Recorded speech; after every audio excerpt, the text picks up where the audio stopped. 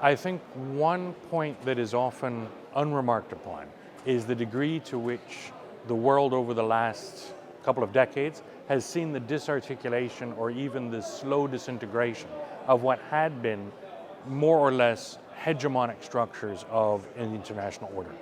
And these really came about after the Second World War and were very much at that time crafted by the Allies who won the war, in particular the United States and Europe. And then they experienced a crisis in the 1970s on the back of oil shocks, high inflation, the debt crisis, etc.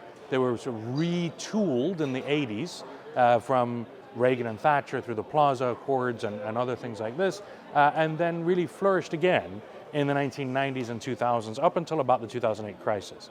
Since then, they haven't worked. And I think what's often not recognized is that they're not coming back.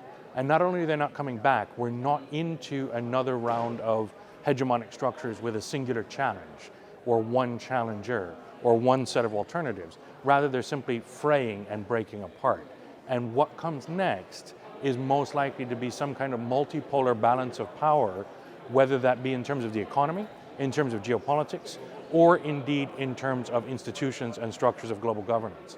And I think once we realize that, we can move beyond sort of lamenting that the US no longer controls 35% of GDP as it did after World War II. No country ever will again, most likely. And that we're no longer in a simple bipolar competition like the Cold War and wondering what to do, and actually start thinking about solutions to some of these very pressing problems.